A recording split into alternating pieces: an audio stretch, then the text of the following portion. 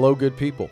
If you're here for a draft profile of Carson Beck, click the video linked here or the link in the description below. If you're here for a film room breakdown to see every detail of what goes into my profile of Carson Beck, stay right here. We got Brock Bowers in the seam here, and Beck just whistles a nice one past the ear of the defender.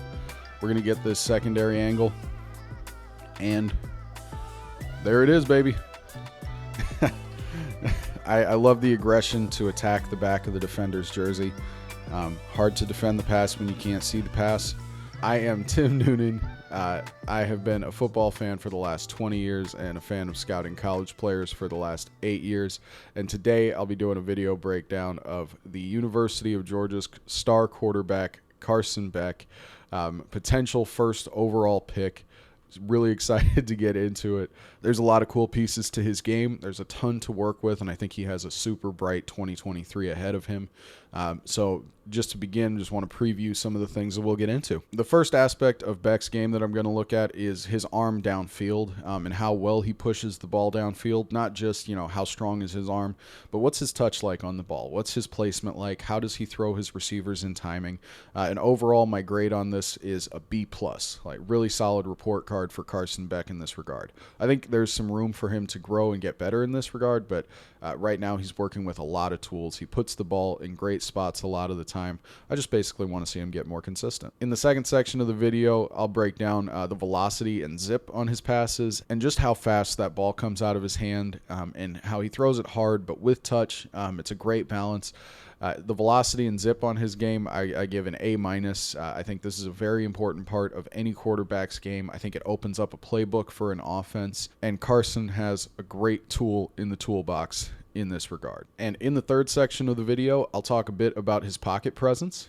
This was one area where I dinged him. I gave him a C- grade on this area of his game, just because last year there were plenty of times where he had good moments in the pocket, but there were a few too many times where he was antsy, or he scrambled when it was unnecessary, or he hung in the pocket for too long and didn't get the ball out of his hands. So we'll look at some of those plays to see what could get better, and I'll also show some of the successful plays he had in the pocket, because it wasn't all doom and gloom. But when you're talking about a potential #1 overall pick and you're grading a guy with a look ahead at the NFL draft, you want to see him be super duper consistent in the pocket. Without further ado, let's get into the breakdown of his arm talent downfield. Georgia's offensive coordinator, Mike Bobo, really liked to call a lot of short plays, a lot of plays behind the line of scrimmage.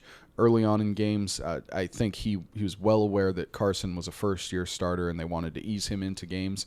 But that sort of would lull defenses into a false sense of security, and later on in games, Georgia would open up the playbook, Bobo would start calling deeper routes, and Carson could really attack defenses a lot of the time, and he delivered some great passes down the field last year. And what I really loved about his passing downfield was not just the arm strength, because we'll see, he can get the ball down into a lot of tough spots, but the placement of which side of a receiver's shoulder the ball is on, or knowing when to attack a defense or when a defender might be vulnerable. He showed really comfortable power. It did not look like he was straining very hard on many of these deep passes, so he looks like a guy who you can open up the playbook with early on, and you can chuck it 50 yards downfield on a 2nd and 7 in the first quarter if you want to. Against Kentucky, we're going to see him just push a ball downfield for a nice first down with pretty insane placement.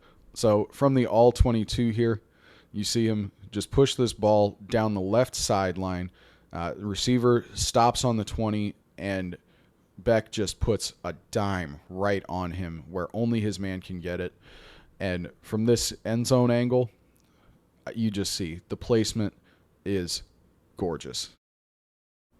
And this pass is 28 yards down the field, down the sideline, and just that throw is effortless. One of my favorite things to notice with a quarterback when they're throwing the ball is sometimes when the throwing motion looks like a jump shot, and he just looks like he's taking a warm-up jump shot here. Like that ball is easy for him to throw.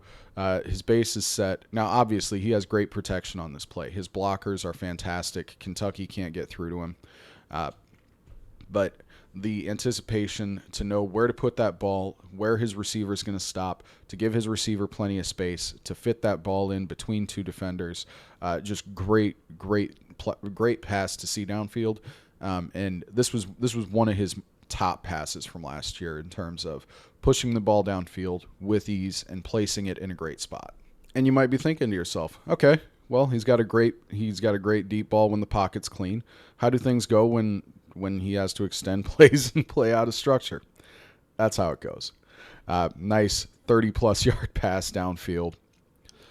From this end zone angle, really nice just to see him move so easily out of the pocket. You want to see the receiver come down with this ball. This would be a fantastic completion, right? He puts that ball up. The placement could be better. He could put it in a spot where his receiver does not have to jump for this, but receiver's able to get two hands on it. You got to come down with that pass. Besides the deep ball on this, I love the pocket movement before that deep ball. Against Bama last year, this was an incredible play design, I think, from Georgia. They ran a lot of slot fade in 2023 where, outside receiver curls or does a small hitch, and then slot receiver goes deep down the field vertically.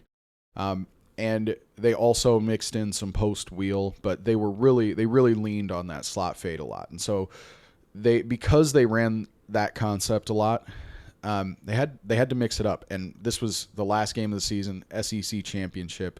By this point, Alabama knows Georgia's playbook. They know who Georgia is. So Georgia has to mix up the concepts a little bit. And they send out Brock Bowers in motion. Really big, athletic, awesome tight end. Send him out in motion. And this motion a lot of times is something where a receiver then goes into a wheel or a post route in a post wheel concept. And so Georgia sets this look up with Bowers to look like a post wheel. This looks like Bowers is going to go up the sidelines, and this receiver is going to cut across in front of the safety. This is a way that this concept goes a lot of the time. And that's supposed to open up the guy in Bowers' position.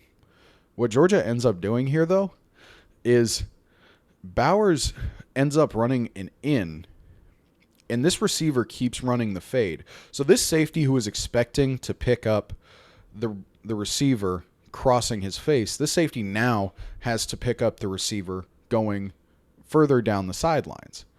And that just opens up some space for Beck, and he hits this effortless 51-yard dime to flip the field on Bama. This was one of the few bright spots where I think the Georgia offense really schemed something beautifully for Beck, and Beck rips it. Just hits this perfectly. He puts a ton of arm into it, but it doesn't look impossible. The placement is really nice to the sideline. You get the back of the end zone view here, and again, like just that throw, boom, easy 51 yards down the sideline. Just a really, really cool pass. Nice play design. And you could see that receiver is open, but Georgia did not scheme guys open a ton like this. Georgia got a lot of players open last year just on the strength of, our guys are better than your guys. Against Bama, that doesn't work. And Georgia did not do a great job against Bama last year of scheming guys open. And so when Beck, what I love here is Beck obviously, sees this window. You don't get a ton of these opportunities for guys to be just butt naked open against Alabama, and took that opportunity to flip the field. And in this game, that's a huge play because Georgia is down 10 early in the third quarter. This flipped field allows Georgia to put some points on the board. So just all around, great call by Mike Bobo, fantastic execution by Beck, and of course, the arm talent from Beck here. This is impressive. This is what you want to see from a guy potentially going first overall. Against South Carolina in 2023, we see him hitch up in the pocket and hit a nice, deep, open man. Tight coverage here against South Carolina, and just an effortless throw 34 yards down the field in rhythm. I don't have a ton of scheme here. I don't have a ton of breakdown. Just look at this, right? Nice movement in the pocket. So when he drops back, looks over to the left side of the field, it's not there. And as he's scanning back to the right side of the field, you see danger. There are two defenders for one offensive lineman who isn't even blocking the guy he's got hands on, really. This is a tough position for Beck. And I love the easy hitch up, get out of danger to deliver a dime. Just really beautiful pass, really fluid movement. Later on, when I talk about some of the pitfalls of his passing in the pocket, he has the tools. I just want to see it be more consistent. But, that's a beaut. This defender is blanketing this receiver. Ball has to be right on the numbers, 34 yards down the field, and it is for a first down. As we saw in the Alabama play, he can push that ball down the sideline. But the reason that I graded him out at a B+ and not like an A-, A+, is I haven't seen a big throw from the left side hash to the right sideline, or right side hash left. So basically, I haven't seen the throw down the sidelines from the further hash mark. So right now he's on the left hash mark. This pass is going to go down the right sidelines. I think he hits the pass. I think he puts the ball in a pretty good spot. I think his receiver has a good opportunity to break away from the defensive back, go to the back shoulder, and get a big chunk play. They don't connect here. I think Beck could have made a better pass. I think the receiver could have made a better play on the ball. I think the defender just did a good job. Looking at this one, throwing from the 30-yard line to the 15-yard line. That's 55 yards on the field. He's throwing it to the opposite side of the field. So just knowing that he's got the range to put this ball that far down the field is really nice. That's great arm strength. And it doesn't look like he's emptying the clip on this throw. Seeing this end zone angle, right? You could tell he's putting a lot into it, but he could drive it a little bit further to the sideline. I mean, he hits his guy, and that's great. But I would like to see this ball just further to the sideline so his man could break away. But even then, look at that. It looks like the receiver gets hands on the ball. Defender makes a nice play as well. Draws a pass interference, so you love to see that. This is a really encouraging pass, and also there's still room for him to grow. But this is a big boy NFL arm throw from Carson Beck. And this far hash down the sidelines thing is just something I really picked up this year. I've talked about it in previous videos. Picked this up from Brett Coleman, a really great NFL YouTuber and podcaster, who talked about the importance of these throws when he was breaking down J.J. McCarthy and how important that was for his process of grading McCarthy as a draft prospect. So it's something I have an awareness of now, and I think it is a good way to sort of get an idea of how strong a player's arm is. So just want to give credit where credit is due to Brett Coleman for picking that detail out. And against Mizzou, man, he just whistles this post to Ladd McConkey. Last year, he had so much talent between Ladd McConkey, Brock Bowers, Dijon Edwards, even the running back. Man, that angle you really see, right? He's just throwing to space. His shoulders are square with the space that he's throwing to. The throwing motion is easy. I don't know a ton about quarterback technique in terms of footwork, but one of the basics I know is, where's this left foot going to be pointed? So when he throws, that left foot is pointed to the space. And when he releases that ball, where are his shoulders? His shoulders are square to the space that he's throwing. Yeet. Just a beaut to Ladd McConkey. In the second section of this video, I'm going to talk a bit about the zip and the velocity that he has on his passes. This is a huge bias for me with quarterbacks. If I see a dude can laser a ball in, even if he has trouble pushing the ball downfield sometimes, I tend to appreciate quarterbacks who can really laser a ball in there. I'm a Packers fan, so last year Jordan Love had this wicked throw to Jaden Reed where our receiver Jaden Reed wasn't even open. Ball gets stuffed in the face mask of Jaden Reed against the Detroit Lions. It was a bad decision, but because Love had this laser of an arm to just stuff the football in the face mask of Jaden Reed, it was a touchdown. And so when I see any sort of zip or velocity on passes, that's a huge bias that I have for quarterbacks. And I think Carson has a little bit, like he's toting a rifle, like maybe not a laser cannon, but he's toting a rifle. And at the same time, he has an awareness of touch. He's not just like Brett Favre killing every single receiver and like throwing balls way too hard. He definitely has an awareness that I've got to get the ball there in a hurry, but if my guy can't catch it, what's the point? So I really love the combination of velocity and touch on his passes. Against Bama, down 10 in the fourth quarter. 1st and 10. They are on Bama's 16. Ladd McConkey in the slot here, and he rips this ball into wicked coverage. Like, fantastic job by the defender to keep Ladd McConkey out of the end zone.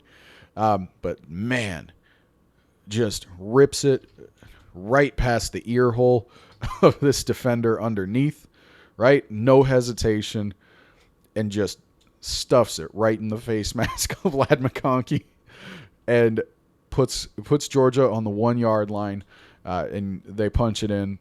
That is a big-time throw. And this is partially just a good pre-snap read. Like, he sees his star receiver is one-on-one. He sees the coverage, opens up just enough of a window, and he's got the arm to rifle it in there. That's huge. That really opens up a playbook. The offensive coordinator doesn't have to get cute. The receivers don't have to do a tremendous amount to get insanely open. You know, if your quarterback can throw it in with a high velocity, really great. We've been seeing a lot of clips with some really clean pockets. So how does he do under pressure? Like, this is still a pretty clean pocket. And when the pressure arrives, how well does he hit the throw in timing? And he hits this spot. So you don't quite see it on that angle. But on this secondary angle, man, from the end zone, hits McConkey right in the chest. So got the play action. Left side of the field's not there. Scanning back to his right. And that ball, right on the numbers. If your quarterback can make those kinds of throws under pressure, it's a good starting place. And sticking with this Bama game, it is late in the third quarter. Georgia is down 7. It's a 3rd and 3. They're deep into their own territory. Can you trust your quarterback to go make a throw? Yeah, you can. You can trust him to go make a throw. And it's a simple slant, but this defensive back is Terrion Arnold. And, buddy, Terrion Arnold is a menace. 24th overall pick in this year's draft. Went to the Detroit Lions. Not fun for Packers fans. But Beck just rifles this into that window of the receiver. And to what's important to me about this play, besides the situation, is he is throwing from the far hash across the field, slant. If he can hit this furthest receiver, great sign. This is an absolutely great sign from quarterback. We got Brock Bowers in the seam here, and Beck just whistles a nice one past the ear of the defender. We're going to get this secondary angle, and there it is, baby. I love the aggression to attack the back of the defender's jersey. Hard to defend the pass when you can't see the pass. Honestly, solid trail coverage by this defender. I think number 5 is doing his job, and I think he's doing it well. But Beck knows he has one of the best athletes in college football in Brock Bowers, and puts that ball in a perfect spot where, yeah, it's past the ear hole of number 5. It's also inside of this safety over the top. And God bless Brock Bowers, man, because that's a catch. That's something. Auburn again falls victim to a first down throw into a tight window. Now, the timing of this one could have been better. He could have pulled the trigger a little bit more quickly, made life just a tick easier for his receiver. But Marcus Rosemy, Jack Saint, The receiver on this catch is a veteran. He's a really solid player, and he fights this defender for this ball. But our guy Beck throws this with a lot of zip and gets it into a very tight window. First down, Georgia. Risky play, but I like it. So starting with this 22 angle, just so you kind of see what Georgia is scheming up here.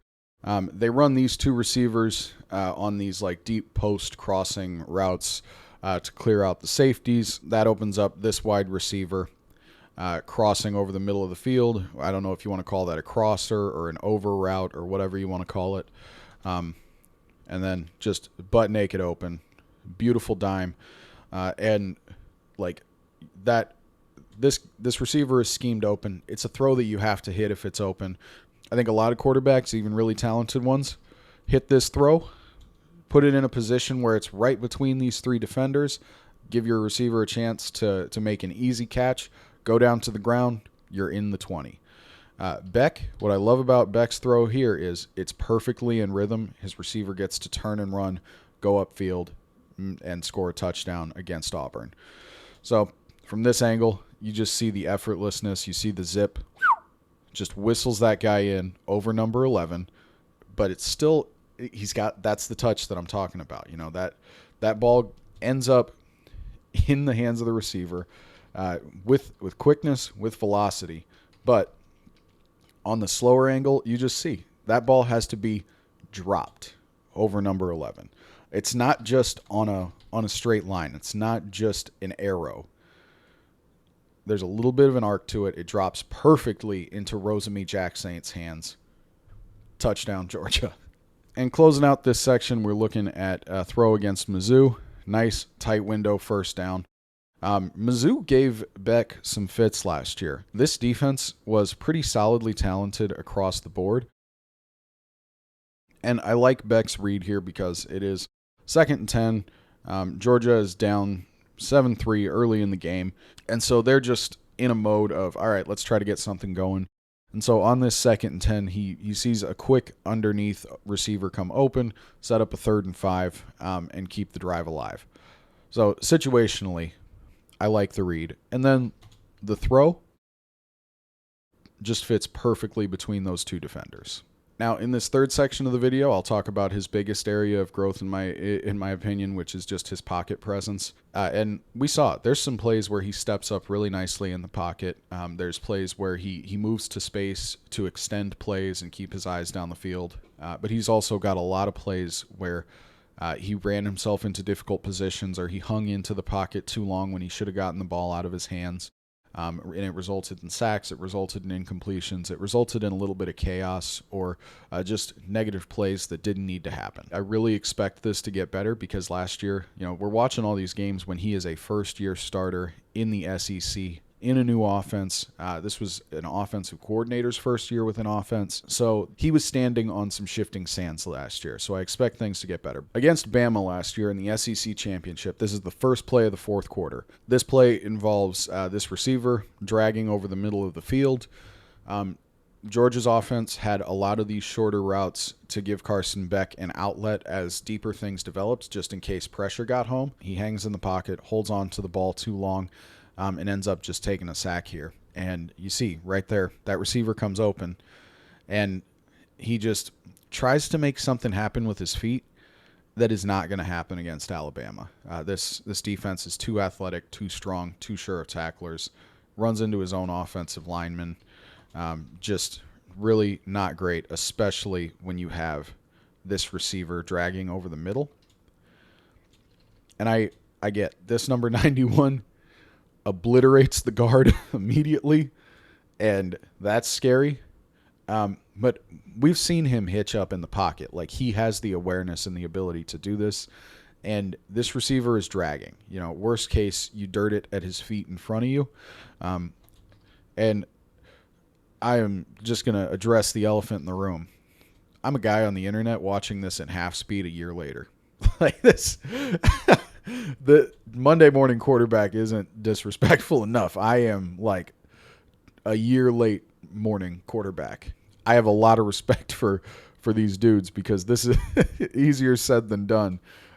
for what I would like to see when I'm not looking at 320-pound number 91 bearing down on me. But you could just see the receiver comes open here, so he has the outlet. If he hitches up, even if the linebacker picks up that receiver, you can throw it at the receiver's feet, get it out of your hands, and not have this kind of awkward sack and lose a few yards. Against Mizzou in 23, he does not recognize this spy defender who has a lane and is able to bring him down. And there is a receiver who ends up coming open, this number 5 right here. If he is looking in that direction, then at this point he can hitch up, maybe hit this pass. I don't think that's necessarily a great option because number 8, who ends up with the sack, Tyron Hopper, current Green Bay Packer. I think Tyron Hopper's in the way. I don't think he allows that pass to go through. So really all I want to see on this play is Carson Beck, get the ball out of your hands. Don't give up yards. And I think he has a little bit of this Joe Burrow in him where he really wants to extend plays. He has the athleticism and ability to run and extend plays. He's got some strength. He's a big dude at 6'3", 215. But you got to know when to wave the white flag, get the ball out of your hands, and just not give up these yards. Against South Carolina, he has a pretty clean pocket here, and then for reasons unbeknownst to me, he starts to roll right, and that frees up these 2 defensive linemen who are now slipping off of their blockers because his offensive linemen were in position, and once he moves, they're out of position. This pressure that he forces on himself forces an incompletion when he could have just parked back here, let his guys continue to fight, and then this crosser comes open. But just gets a little bit antsy, responds to pressure that isn't there, doesn't see that crosser, ends up throwing an incompletion. This play against Bama in the SEC championship is not all on him. Georgia runs this mesh play. This is in the middle of the fourth quarter. This is probably the 3rd time that they ran this exact same play out of a very similar formation as this. It's one of the most common concepts in football. Georgia's run it so much this game that basically the defenders run the routes for the receivers. Nobody's open. And it puts Beck into a really tough position where the pocket slowly is collapsing around him. This edge defender comes a little bit free, but Beck puts himself in a tougher position because rather than stepping up, he moves to the outside, and that completely opens up that edge defender. And he gets bailed out because number 91 hits him with a face mask. But I think I don't know. I think he could extend this play. There's a chance that if he doesn't get face masked, he runs to all this green grass, extends the play with his legs, makes a throw downfield, whatever. I don't love the decision, especially because the guy who is going to be in this edge position in the NFL, the median guy, is going to be able to take him down no matter what. So the offense doesn't put him in a good position with the play call. He does not put himself in a good position with the decision-making rolling out of the pocket. Just want to see him kind of hang in the pocket here, step up. If there aren't throws there, then you throw it away. And that's just that. You can't make I love a guy who can make chicken salad out of chicken not salad. This isn't the time. Like I said earlier, it's not all doom and gloom. He's got a lot of good moments in the pocket. I just want to see him be more consistent. Here we have a nice drop back, nice adjustment. When the pressure ends up over the middle, he just really fluidly is able to move back in rhythm, right? Pressure comes up the middle, steps back, delivers a nice little pass to the sideline. Makes it look easy. And even though I didn't love his play against Bama a couple plays ago, this is the potential that he has to scramble and make plays with his legs. If defenses want to run a man defense against him and they don't want to commit a guy to spying him, he's going to make him pay with his legs. So I'm not going to pretend like the guy can't move with the ball. He is really great at extending plays. He's really great at making plays with his legs down the field. He is a star in this regard. He can do it through the air. He can do it on the ground. And I'm really looking forward to what Georgia does with his mobility this season. But I want to see him pair this mobility with more stability and more calm, cool, and collected plays in the pocket. If you like the video, make sure to take a second to hit the like button, subscribe to the channel, hit the little bell below so that you know the next time I'm on here talking about football at the pro or college level. If you want to see how all of this comes together into a draft profile, how I take this information and take this film and turn it into a draft grade, turn it into analysis, and see what all these little pieces come together to create. The full picture is in the draft profile linked here. I will also link that in the description below. So thank you very much for your time. If you have any thoughts, make sure to leave a comment. I really appreciate interacting with commenters, and I feel like I learn something every time someone comments on a video. So truly do appreciate that. And I will be back here same time next week with a breakdown of defensive lineman, edge player, just star defender Nick Scourton from Texas A&M. He's taking on Florida Saturday, September 14th at 2:30 in the afternoon. There's going to be a ton to look into. Florida has big, fun offensive linemen, so it's going to be a great test for him as an edge rusher, as a run defender, and D-line play it's a nasty position, and so I'm excited to get into it. Have a good week. Talk to you next time.